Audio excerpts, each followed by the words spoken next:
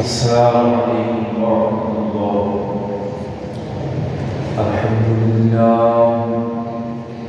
الحمد لله الذي هدانا للإسلام، الذي نزل القرآن هدى للناس وبينات من الهدى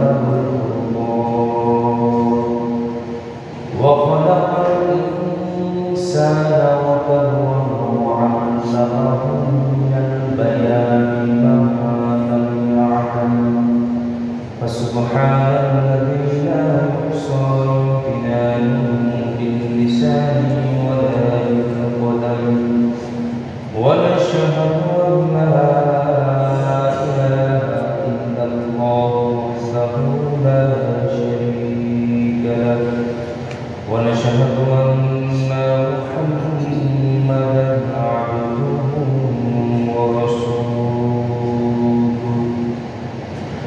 أما بعد فأعوذ بالله من الشيطان الرجيم. بسم الله الرحمن الرحيم. حافظوا على الصلاة والصلاة الوسطى وقوموا لله قانتين. صدق الله العظيم.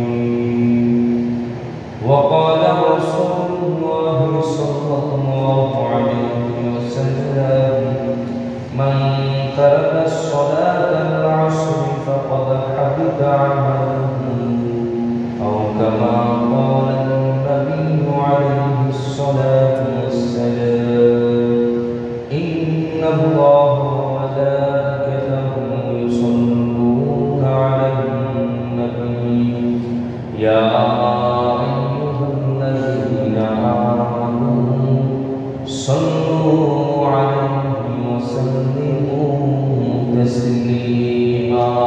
صلى الله على سيدنا محمد وآله وأصحابه وبارك وسلم.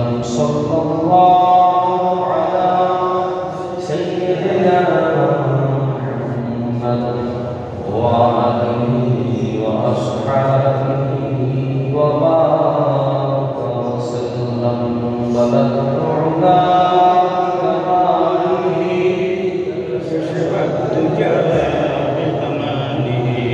حسنت جميع خصاله. صلوا عليه وآله. محمد آخر كفر کو مٹایا، کفر کو مٹا کر صداقت کو بتایا.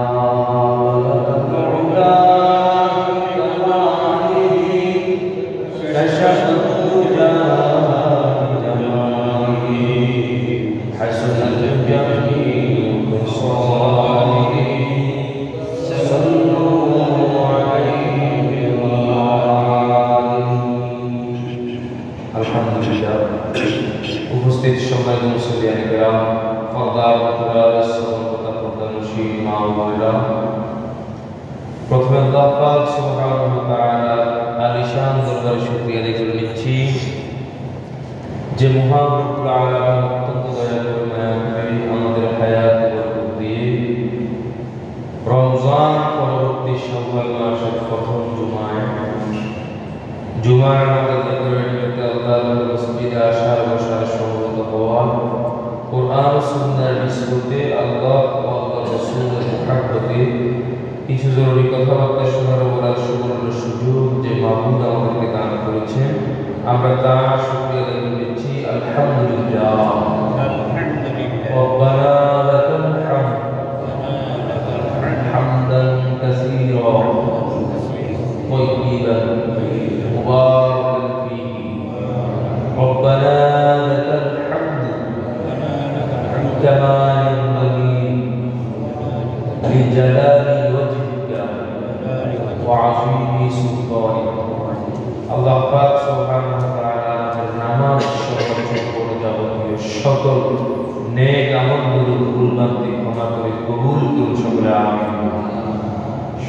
মসজিদের প্রিয় হাজিরিন, রমজান পরবর্তী আমাদের করণীয় কি হতে পারে এই বিষয়ে মুখতাসার কিছু আলোচনা করার নিয়োগ করেছি। আল্লাহর কাছে তৌফিক কামনা করি, আপনাদের মধ্যে দোয়া চাচ্ছি। দোয়া করবেন আল্লাহ তাআলা তৌফিক দান করলে অল্প সময়ে আমরা কিছু জরুরি দরকারি কথা বলার চেষ্টা করব। ওমা তৌফিক ইল্লা বিল্লাহ।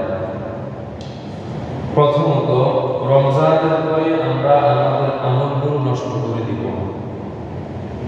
এক নম্বর আমাদের দায়িত্বের মধ্যে পড়ে। তাহলে এই শিরোনামটা দ্বারা আমরা বুঝলাম রমজানে আমাদের কিছু আমল হয়েছে।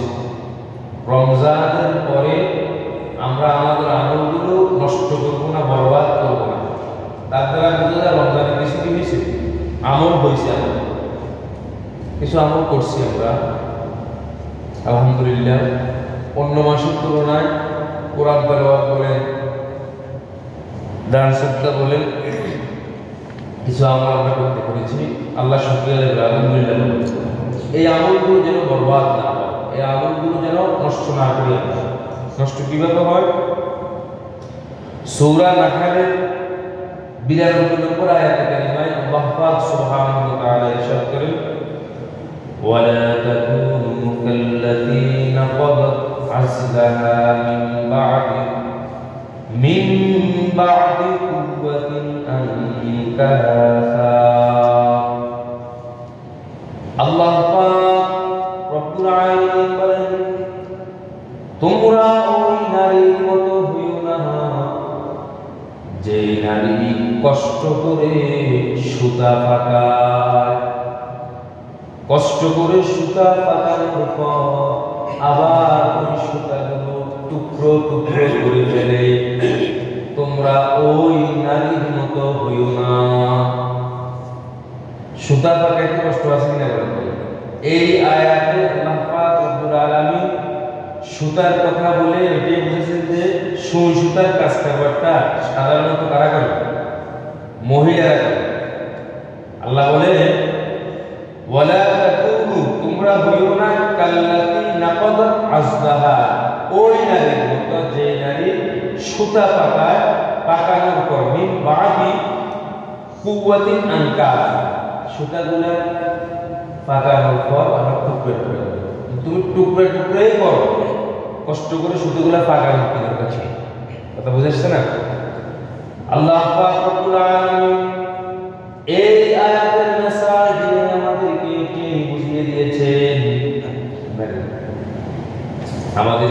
বুঝিয়ে দিয়েছেন, তোমরা রমজান আসো, তোমরা রমজানে কিছু নেক আমল করেছো, রমজানে আমলের মধ্যে ছিল কিছু, এই আমলগুলো যদি তোমরা অব্যাহত রাখতে না পারো, ধরে রাখতে না পারো রমজান পরবর্তী সময়ে, তাহলে তোমরা আমল করেছো আবার নিজেরা নিজেদের আমলগুলোকে টুকরো টুকরো করে কেটে ফেলতেছো। এজন্য ভাই, যে আমলে করেছি আমরা, এই আমলগুলো আমরা অব্যাহত রাখার জন্য চেষ্টা করব ইনশাআল্লাহ। একটা কর্মসূচি রমজান পরবর্তী আমাদের দায়িত্বের মধ্যে পড়ে। রমজান যে আমরা আমলের মধ্যে ছিলাম, রমজান পরবর্তী সময়ও আমলগুলো চালু রাখবো ইনশাআল্লাহ। সবাই চেষ্টা করবে, সবাই চেষ্টা করবে। 2 নম্বর, রমজান পরবর্তী সময়ে আমাদের করণীয়, আমরা কি করব এই সময়টা, যেমন শাওয়াল মাস চলমান, আমাদের করণীয় 2 নম্বর, ওই ব্যক্তির মতো হইও না যে ঈমান আনার পর, হেদায়েত প্রাপ্ত হওয়ার পর গোমরাহিকে বেছে নিয়েছে। ঈমান এনেছে, ঈমান মানে ঈমানের একটা নূর তার কলবের মধ্যে আছে। ঈমান আনার পর, হেদায়েত প্রাপ্ত হওয়ার পর গোমরাহিকে বেছে নিয়ে না। দৃষ্টান্ত, আল্লাহ পাক রব্বুল আলামিন কোরআন কারীমে বনী ইসরাঈলের এক আবেদের দৃষ্টান্ত উল্লেখ করেছেন। তার নাম ছিল বালআম ইবনে বাউল। নাম কি? বালআম ইবনে বাউল। এটা বড় একজন আবেদ ছিল, আল্লাহর ওলি ছিল। তার গুণ, অনেকগুলো গুণ আছে, তার মধ্যে একটি গুণ, সে ছিল মুস্তাজাবুদ দাওয়া, মানে দোয়া করলে আল্লাহ দোয়া কবুল করতেন। অনেক বুজুর্গানে দিলের মুস্তাজাবুদ দাওয়া আছেন দুনিয়ার মধ্যে, যারা দোয়া করলে আল্লাহ দোয়া কবুল করেন। নবী রাসূলগণকে আল্লাহ তাআলা মুস্তাজাবুদ দাওয়া বানিয়েছিলেন, দোয়া করলে দোয়া কবুল করতেন আল্লাহ। নবী মুসা আলাইহিস সালামের জমানায় ওই আবেদও মুস্তাজাবুদ দাওয়া ছিলেন, যার দোয়া আল্লাহ কবুল করতেন। সূরা আরাফের 175 এবং 76 নম্বর আয়াতে কারিমায় আল্লাহ পাক রব্বুল আলামিন বালআম ইবনে বাউরের ঘটনা বর্ণনা করে আল্লাহ তাআলা বলেন, ওয়াতলু আলাইহিম নাবাআল্লাযী আতাইনাহু আয়াতিনা ফানসালাফা মিনহা ফাআতবাহু আশ-শাইতানু ফাকানা মিনাল গায়িন। আল্লাহ পাক রব্বুল আলামিন বলেন, ওয়াতলু আলাইহিম নাবাআল্লাযী আতাইনাহু আয়াতিনা, আপনি আপনার উম্মতকে সেই লোকের কথা শুনিয়ে দিন যাকে আমি আমার নিদর্শনাবলী দিয়েছিলাম। আতাইনাহু আয়াতিনা, যাকে আমি আমার নিদর্শনাবলী দিয়েছিলাম। আল্লাহ খাস ওলি মানুষ, এজন্য আল্লাহ অনেক নিদর্শনাবলী তাকে আল্লাহ তাআলা দিয়েছিলেন। ফানসালাফা মিনহা, কিন্তু সে তা সম্পূর্ণ বর্জন করে আমার নিদর্শনাবলী থেকে মুখ ফিরিয়ে নেওয়ার পরে ফাআতবাহু আশ-শাইতান, শয়তান তার পিছনে। আল্লাহর হুকুম থেকে দূরে সরে গেছে, আল্লাহর নিদর্শনাবলী থেকে নিজেকে সরাই নিয়েছে, অন্যদিকে ঝুঁকে গেছে, দুনিয়ার দিকে ঝুঁকছে, এজন্য শয়তান তার পিছু নিয়েছে। ফাকানা মিনাল গায়িন, পরিণামে সে পথভ্রষ্টদের অন্তর্ভুক্ত হয়ে গেল। নাউজুবিল্লাহ। তাহলে আল্লাহর হুকুম থেকে যারা দূরে সরে যাবে, শয়তান তার পিছনে এবং সে গুমরাহির দিকে চলে যাবে। এজন্য ভাইরা বাবাজিরা, আমরা আল্লাহর হুকুমের উপর সদা সর্বদা থাকার জন্য চেষ্টা করব। শয়তান যেন কোনোভাবে আমাদেরকে পথভ্রষ্টদের কাতারে নিতে না পারে, এজন্য সব সময় আল্লাহর কাছে হেদায়েতের দোয়া করতে হবে। আল্লাহর কাছে বলবো, আল্লাহ আপনি আমাদেরকে পথভ্রষ্টদের কাতারে নিয়েন না মাবুদ, আপনি আপনার মুমিন ইমানদার বান্দাদের কাতারে আমাদের অন্তর্ভুক্ত করে দিন সকলে আমিন। দেখেন বালআম ইবনে বাউরের ঘটনা আল্লাহ তাআলা উল্লেখ করেন সূরা আরাফের 176 নম্বর আয়াতে। পরের আয়াতে আল্লাহ তাআলা বলতেছেন, ওয়ালাউ শি'না লারাফা'নাহু বিহা, আল্লাহ তাআলা বলেন আমি যদি চাইতাম তাকে আমার এই নিদর্শনাবলীর দ্বারা তাকে মর্যাদাবান বানিয়ে দিতাম। আমি যদি চাইতাম, ইচ্ছা করতাম, আমার এই নিদর্শনাবলী দ্বারা তাকে আমি কি করতাম? মর্যাদাবান বানিয়ে দিতাম। ওয়ালাকিন্নাহু আখলাদা ইলাল আরদ, কিন্তু সে এগুলা থেকে মুখ ফিরিয়ে নিয়ে দুনিয়ার মধ্যে ছুটে পড়েছে। আল্লাহর নিদর্শনাবলী, আল্লাহর হুকুম আহকাম ছেড়ে কোন দিকে ঝাঁপিয়ে পড়ছে? দুনিয়ার দিকে ঝুঁকে পড়েছে। ওয়াত্তাবাআ হাওয়াহু, এবং সে নিজ প্রবৃত্তি অনুসরণ করতে শুরু করেছে। নফস যেটা বলে, মনে যেটা চায় সেটা করা শুরু করেছে। আল্লাহর হুকুম আর সে পালন করতেছে না, মনে যা চায় তা করে। ফামাসালুহু কামাসালিল কালবি, তার দৃষ্টান্ত ওই কুকুরের মতো। এই তাহমিল আলাইহি আলহাক, যে কুকুরকে আপনি যদি তাড়া করেন, হামলা করেন, অথবা কুকুরের ঘাড়ে যদি বোঝা চাপিয়ে দেন, তারপরও সে জিহ্বা বের করে হাঁপাবে। কুকুরকে ধমক দিলে জিহ্বা মারবে কি করে? হাঁপায়। কুকুরের ঘাড়ের মধ্যে একটা বস্তা দিয়ে দিয়েছে, কিছু দিয়ে দিয়েছে, হাঁপায় কিনা বলবে? এই তাহমিল আলাইহি আলহাক, যদি আপনি তার ঘাড়ে বোঝা দেন অথবা তাকে আপনি ধমক দেন, তার উপর হামলা করে, ইয়ালহাতু, সে কি করে? হাঁপায়। আও তাতরুকুহু ইয়ালহাতু, অথবা তাকে নিজ অবস্থায় ছেড়ে দেন, তারপরও সে হাঁপায়। কুকুরে হাঁপায়। আল্লাহ পাক রব্বুল আলামিন এই আয়াতে কারিমায় বালআম ইবনে বাউর ঘটনা উল্লেখ করেছেন। বালআম ইবনে বাউর একজন আবেদ ছিলেন, মুস্তাজাবুদ দাওয়াত ছিলেন, যার দোয়া আল্লাহ কবুল করতেন। হযরত মূসা আলাইহিস সালাম কওমে জব্বারিনের সাথে যুদ্ধ করতেছেন বনি ইসরাঈলকে নিয়ে। কওমে জব্বারি বালআম ইবনে বাউরের কাছে গিয়ে বলতেছেন, আপনি তো আমাদের বড় একজন আবেদ, আপনি মুস্তাজাবুদ দাওয়াত, আপনার দোয়া আল্লাহ কবুল করেন, আপনি আল্লাহর কাছে মূসা আলাইহিস সালামের বিরুদ্ধে বদদোয়া করুন। বালআম ইবনে বাউর না এই কাজ করা যাবে না, আল্লাহর পক্ষ থেকে আযাব আসবে, শাস্তি আসবে, এই কাজ আমি কিছুতেই করতে পারবো না। অনেকভাবে তারা ফিরাফিরি করে। বালআম ইবনে বাউরকে বারবার বলে, আপনি মূসা আলাইহিস সালাম এবং বনি ইসরাঈলদের জন্য বদদোয়া করুন, যাতে তারা আমাদের কাছে আসতে না পারে, কারণ তারা আমাদের কাছে যদি চলে আসে তারা অবশ্যই জয়যুক্ত হয়ে যাবে, আমরা থাকতে পারবো না। বালআম ইবনে বাউর তাদের কথা রাজি নয়। আচ্ছা আমি বালআম ইবনে বাউর বলতেছেন, আচ্ছা আমি ইস্তেখারা করব কি? ইস্তেখারা মানে আল্লাহর দিকে পুরোপুরি মুতাওয়াজ্জু হয়ে কোনো বিষয় আল্লাহর পক্ষ থেকে সিদ্ধান্ত নেওয়ার পদ্ধতি অবলম্বন করা।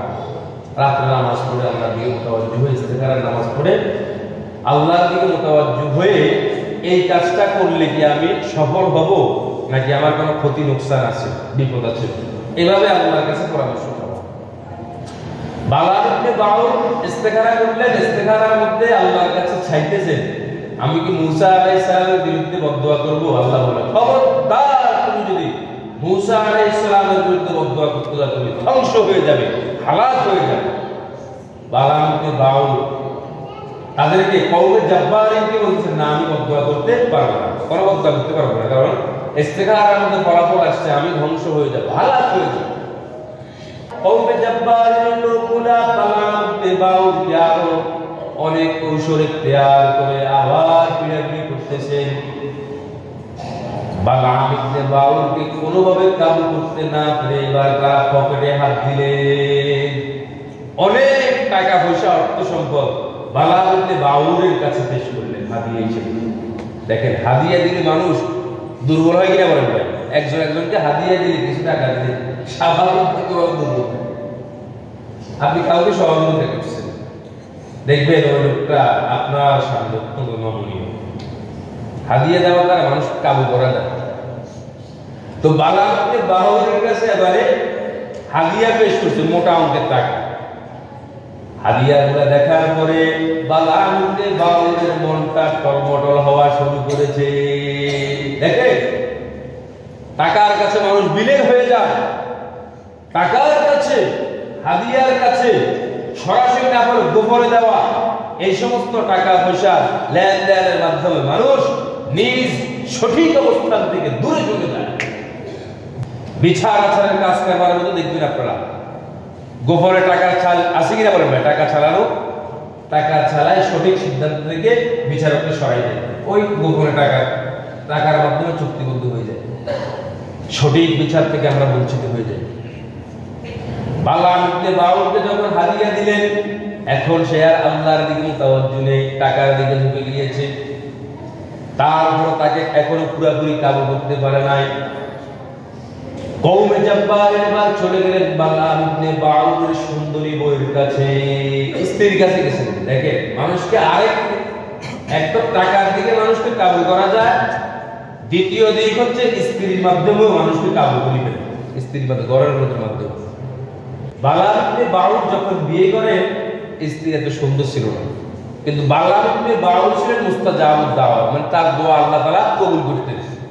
স্ত্রী বলে, আপনার দোয়া তো আল্লাহ কবুল করেন, আপনি আমার জন্য দোয়া করুন, আল্লাহ তাআলা যেন আমাকে সুন্দরী বানিয়ে দেন। বালআম ইবনে বাউর আল্লাহর কাছে দোয়া করলেন, তার স্ত্রীকে আল্লাহ তাআলা যেন সুন্দরী বানিয়ে দেন। আল্লাহ তাআলা তার দোয়া কবুল করেছেন। বালআম ইবনে বাউরের স্ত্রীকে আল্লাহ তাআলা সুন্দরী বানিয়ে দিয়েছে। ওই সময় সে সুন্দরী স্ত্রীর কাছে গেছে, যাওয়ার পরে এবার বালাম ইবনে বাউরকে হাদিয়া দিল, স্ত্রীকে মোটা অঙ্কের একটা হাদিয়া দিয়ে আসছে। আপনি তাকে বুঝাই মুসা আলাইহিস সালাম বনি ইসরাইলের জন্য বদদোয়া করতে বলবেন, দিয়ে আসছে মোটা অঙ্কের একটা হাদিয়া। এই কাফারগুলো এখনো আছে। বিচারক বা আমাদের যারা দায়িত্বশীল বিচারাচার করে তাদেরকে যদি কাবু করতে না পারে, বড় একটা কাটলা মাছ, বড় একটা হাদিয়া, বিশাল একটা ফলের নিয়ে তারপর অনেক মোটা অঙ্কের একটা বান্ডেল স্ত্রীর কাছে, ঘরের মহিলার কাছে দিয়ে আসে। স্ত্রী আবার ফুসলাই ফাসলাই সঠিক সিদ্ধান্ত থেকে বিচারককে সরাই দেয়। আছে কিনা বলেন ভাই? এই কারবারগুলো চলতেছে, তা আগে থেকে চলেছে। স্ত্রী আবার বালাম ইবনে বাউরকে ফুসলাইতেছে। মুসা আলাইহিস সালাম এবং বনি ইসরাইলের জন্য বদদোয়া করবেন। বালাম ইবনে বাউর এখন অস্বীকার করে, কিন্তু বালাম ইবনে বাউরের স্ত্রী ফিরাফিরিতে আর নিজেকে সংযত রাখতে পারেন নাই, টিকাইতে পারেন নাই, চলে গেলেন পাহাড়ের উপর। বালাম ইবনে বাউর আবার কওমে জাব্বারকে সাথে নিয়ে যখন মুসা আলাইহিস সালাম এবং বনি ইসরাইলের জন্য বদদোয়া করে, বলেন তো ভাই জবানটা দিছে কে? জবানটা দিছে কে?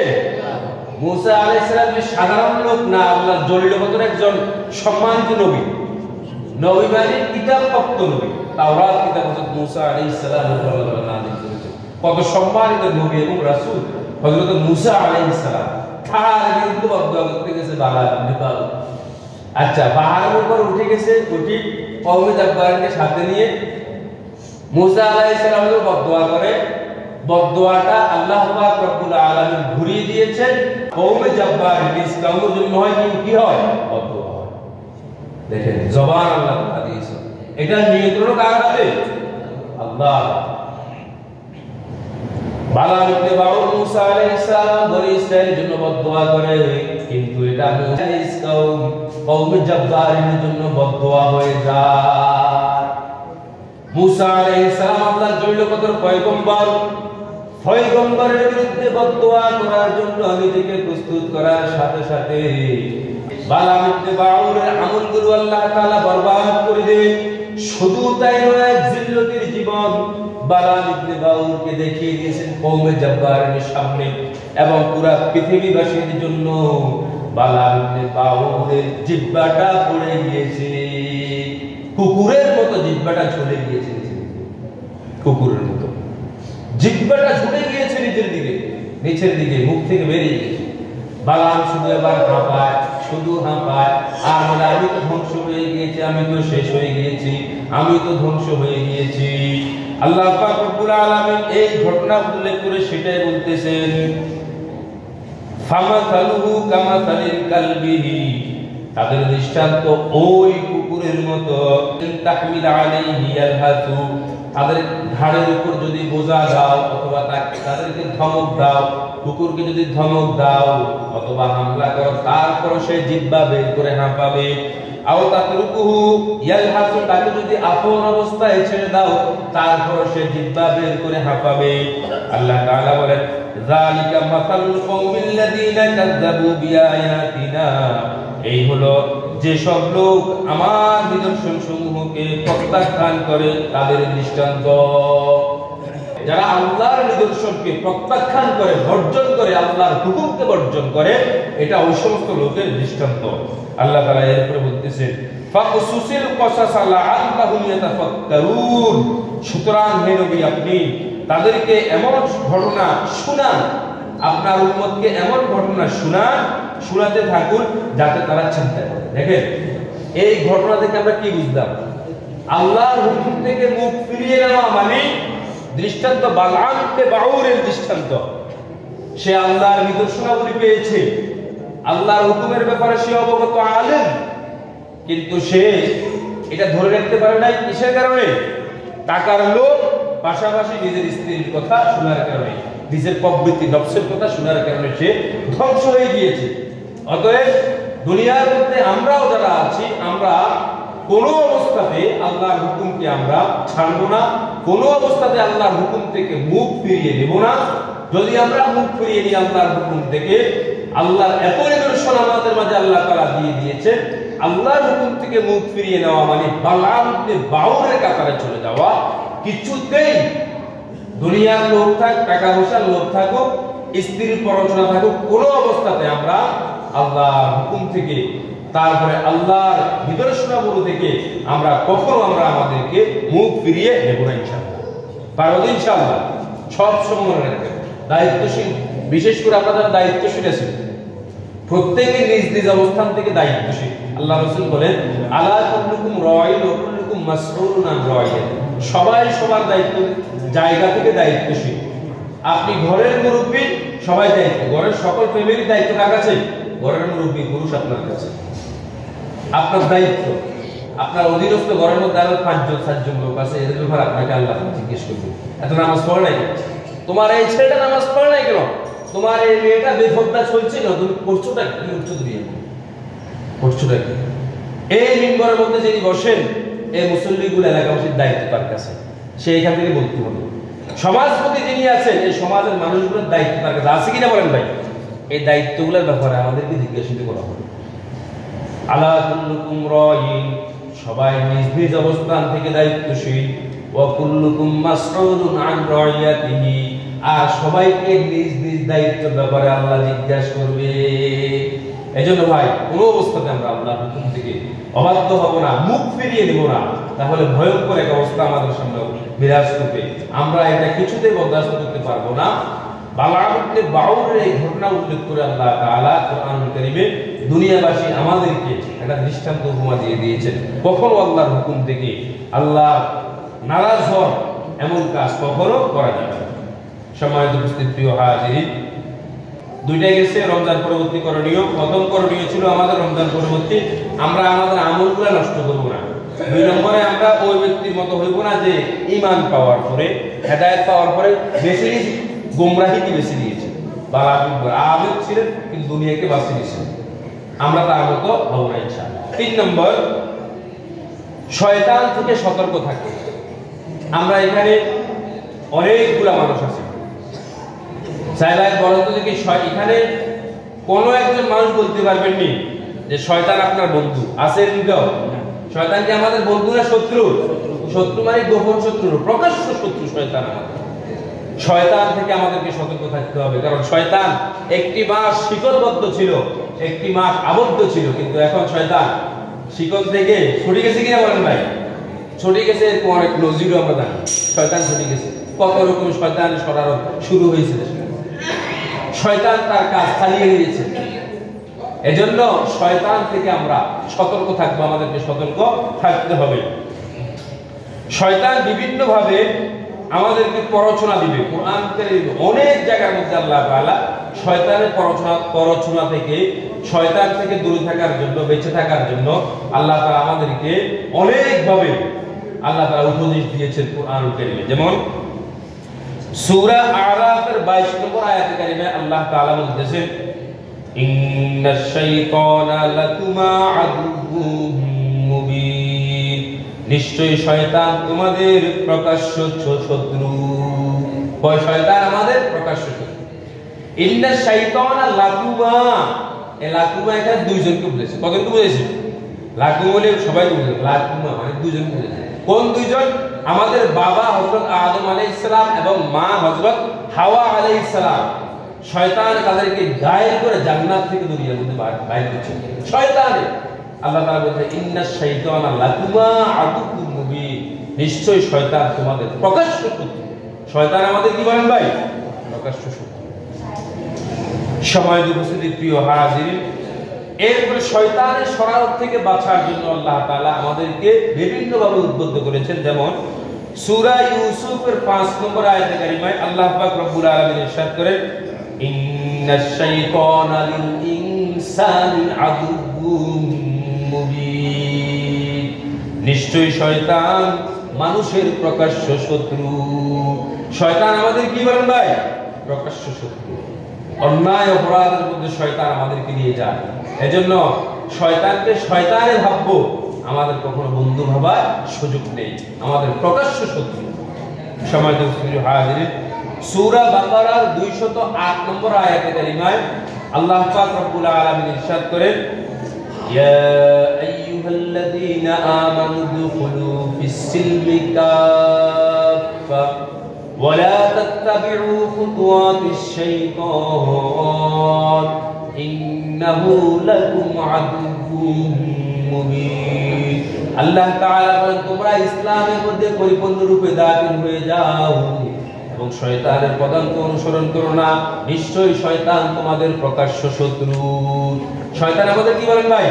ভাই শয়তান আমাদের প্রকাশ্য শত্রু, দুশমন আমাদের। দুশমন আমাদের কখনো ভালো চাইবে না।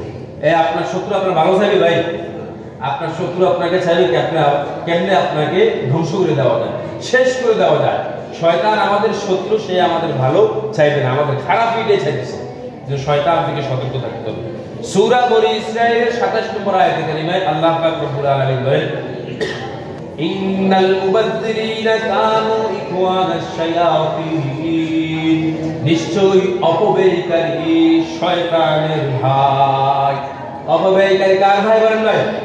শয়তানের ভাই। অপচয় করব না, অপব্যয় করব না, অপব্যয় থেকে নিজেদেরকে বাঁচানোর জন্য চেষ্টা করব, সব সময় সদা সর্বদা চেষ্টা করব। এরপর আল্লাহ বলতেছেন ওয়াকানা শাইতানু লিরাব্বিহি কাফুরা, আর শয়তান ছিল তার নিজ রবের অকৃতজ্ঞ। শয়তানের অনেক আমল ছিল না? শয়তানের অনেক আমল ছিল। শয়তানের এক আসমান থেকে আরেক আসমানে এক একটা নামে উপাধিত হয়েছে, এক একটা উপাধি ছিল তার নামে, কিন্তু সে অবাধ্য হয়ে গেছে। সে আল্লাহর হুকুম মানে নাই, আল্লাহর কথা শুনেন নাই, মানে নাই, সে কি হয়ে গিয়েছে? অবাধ্য হয়েছে, অকৃতজ্ঞ হয়েছে। এজন্য শয়তানের কখনো শয়তানের পদাঙ্ক অনুসরণ করা যাবে না। সম্মানিত উপস্থিত প্রিয় হাজিরিন, সূরা বনী ইসরাঈলের 53 নম্বর আয়াত কোরআনে কারীম কত জায়গার মধ্যে শয়তান থেকে বাঁচার জন্য, দূরে থাকার জন্য আল্লাহ তাআলা শুধু আমাদেরকে বলতেছেন, কত জায়গার মধ্যে হচ্ছে। এবং সূরা বনী ইসরাঈলের 53 নম্বর আয়াতে কারীমে আল্লাহ তাআলা বলতেছেন ওয়াকুল লিইবাদি ইয়াকুলু আল্লাতী হিয়া আহসান, হে নবী আপনি আমার বান্দাদেরকে বলুন। আল্লাহ তাআলা নবীকে বলতেছেন ওয়াকুল লিইবাদি ইয়াকুলু আল্লাতী হিয়া আহসান, হে নবী আপনি আমার বান্দাদেরকে বলুন তারা যেন অন্যের সাথে সুন্দর কথা বলে। কি কথা বলে? ভালো কথা বলে, সুন্দর কথা বলে। ইন্নাশ শাইতানা ইয়ানজাগু বাইনাহুম, শয়তান পরস্পরের মধ্যে গ্যাঞ্জাম লাগায়। কি লাগায়? ঝগড়া লাগায়। যে ইন্নাশ শাইতানা কানা লিল ইনসানি আদুওয়াম মুবিন, নিশ্চয়ই শয়তান মানুষের প্রকাশ্য দুশমন। শয়তান আমাদের কি বলেন ভাই? দুশমন আমাদের। এরপর সূরা মারইয়ামের 44 নম্বর আয়াতে কারিমে আল্লাহ তাআলা বলতেছেন ইন্নাশ শাইতানা কানা লির রহমানি আসিয়া, নিশ্চয়ই শয়তান দয়াময়ের অবাধ্য। আল্লাহর কি অবাধ্য শয়তান। ভাই কোরআনে কারীমের বিভিন্ন জায়গার মধ্যে শয়তান থেকে বাঁচার জন্য আল্লাহ তাআলা আমাদেরকে নির্দেশনা দিয়েছে, নির্দেশ দিয়েছেন। এজন্য শয়তানের শরারত থেকে আমাদেরকে বাঁচার জন্য চেষ্টা করতে হবে, বাঁচতে হবে ইনশাআল্লাহ। আমরা চেষ্টা করব ইনশাআল্লাহ। শয়তান আমাদেরকে ভালো থাকতে দিবে না, শয়তান আমাদেরকে ভালো থাকতে দিবে না, কারণ শয়তান নিজে জানে সে জাহান্নামী। শয়তান জানে কি সে কি জাহান্নামী, সে চাইবে তার দলটা ভারী করার জন্য, এটা শয়তানের কাজ। যেমন কোরআনুল কারীমের সূরা ফাতিরের 6 নম্বর আয়াতে কারীমে আল্লাহ তাআলা বলতেছেন ইন্নাশ শাইতানা লাকুম আদু, নিশ্চয়ই শয়তান তোমাদের দুশমন। শয়তান আমাদের কি বলেন ভাই? দুশমন, শত্রু। শয়তান আমাদের শত্রু। ফাত্তাখাযুহু আদুওয়ান, তাকে দুশমনে ভাবো। শয়তানকে বন্ধু ভাবার সুযোগ আছে? শয়তান আমাদের দুশমন, তাকে দুশমনই ভাবো, শত্রুয়ে ভাবো। ইন্নামা ইয়াদউ হিজবাহু লায়াকুনু মিন আসহাবিস সাঈর, নিশ্চয়ই শয়তান চাইবে তার দলবল ভারী করার জন্য, তোমাকে তার দলে নেওয়ার জন্য। লিয়াকুনু মিন আসহাবিস সাঈর, যেন সে তোমাদেরকে জাহান্নামে পাঠিয়ে দিতে পারে। নাউজুবিল্লাহ। শয়তান আমাদেরকে চাইবে জাহান্নামে নেওয়ার জন্য। এজন্য আমরা শয়তানের পদাঙ্ক অনুসরণ করব না। শয়তান থেকে আমরা দূরে থাকার জন্য সব সময় আমরা এই দোয়াটা পড়ি, আউযু বিল্লাহি মিনাশ শাইতানির রাজীম। পারবেন নি ভাই? এটা কোরআনুল কারীমের দোয়া। বলেন আউযু বিল্লাহি মিনাশ শাইতানির রাজীম, সবাই বলেন। আর ভাই সব সময় পড়িয়ে এটা, শয়তান থেকে আল্লাহর কাছে পানা চাইতেছি। আরেকবার বলেন আউযু বিল্লাহি মিনাশ শাইতানির রাজীম। পড়বেন ইনশাআল্লাহ, আল্লাহ তাআলা শয়তান থেকে আমাদেরকে বাঁচিয়ে দিবেন। কথা শেষ করতেছি। এরপরে 4 নম্বর একটা করণীয়, আমরা দৃঢ়ভাবে প্রতিজ্ঞাবদ্ধ করব যে আমরা নামাজ আর ছাড়বো না, নামাজ আর ছাড়বো না। যেমন পবিত্র কোরআন কারীমের সূরা বাকারা 238 নম্বর আয়াতে কারীমে আল্লাহ তাআলা বলেন হাফিজু আলাস সালাতি, তোমরা নামাজগুলোকে হেফাজত করো। ওয়াস সালাতিল বুসতা, বিশেষ করে মধ্যবর্তী নামাজকে তোমরা হেফাজত করো। ওয়াকুমু লিল্লাহি কানিতিন, এবং তোমরা আল্লাহর সামনে নিজেকে আদবের সাথে অবনত হয়ে দাঁড়াও। আল্লাহর সাথে আমরা দাঁড়াইতে আদবের সাথে দাঁড়াবো ইনশাআল্লাহ, নামাজ যখন পড়ব। ওয়াসসালাতিল বুস্তা, বিশেষ করে কি বলছে মধ্যবর্তী নামাজ। মধ্যবর্তী নামাজ কি নামাজ ভাই? আসরের নামাজ। বলে মধ্যবর্তী নামাজ মানে কি? আসরের নামাজ। আসরের নামাজের সময় আমাদের কি যে একটা অবস্থা হয়, মসজিদে তেমন একটা মুসল্লি পাওয়া যায় না। কারণ ওই সময় যারা মাঠে ঘাটে কাজ করে তারা বাড়িতে আসে গোসল করে, খাওয়া দাওয়া করে, কিছু লোক আবার খাওয়া দাওয়া করে ঘুমাই যায়, আসরের কাজটা চলে যায়, কিছু লোক বাজারে চলে যায়, সে ব্যস্ত হয়ে যায়। আর যুবক শ্রেণী আমরা যারা আছি আমরা বল নিয়ে খেলাধুলার জন্য মাঠে চলে যাই। এরকম হইতেছে কিনা বলেন ভাই? এজন্য আসরের নামাজের ব্যাপারে হাদিসে পাকের মধ্যে আসছে, নাসাই শরীফের রওয়ায়াত এসেছে, ক্বালা রাসূলুল্লাহ সাল্লাল্লাহু আলাইহি ওয়াসাল্লাম মান তারাকা সালাতাল আসরি ফাকাদ হাবিতা আমালুহু, যে ব্যক্তি আসর নামাজ ছাড়ে দিয়েছে তার সব আমল বরবাদ হয়ে গেছে। নাউজুবিল্লাহ বলেন। মুসনাদ আহমদের মধ্যে একটা রওয়ায়াত এসেছে, মান তারাকা সালাতাল আসরি ফাকান্নামা ওয়াতারা আহলু ওয়া মালুহু, যে ব্যক্তি আসরের নামাজ ছাড়ে দিয়েছে সে যেন তার সন্তানাদি এবং তার সকল মাল ধ্বংস করে দিয়েছে। নাউজুবিল্লাহ বলেন। তাহলে আমাদের আমল বরবাদ হবে, এটা আমরা চাই ভাই, চাই না। আসরের নামাজ বিশেষ করে আমরা ছাড়বো না। আর একটি বিশেষ করে কথা লক্ষ্য রাখি, আসরের নামাজ তো ছাড়বো না, অন্য নামাজও যেন আমরা না ছাড়ি। 5 ওয়াক্ত নামাজ আমরা সর্বদা আদায় করার জন্য চেষ্টা করব। আল্লাহ পাক রব্বুল আলামিন আমাদের সকলকে যা কিছু আলোচনা করেছি, শুনেছি, বুঝার এবং আমল করার তৌফিক দান করুন সকলে, আমিন। ওয়া মা আলাইনা ইল্লাল বালাগ।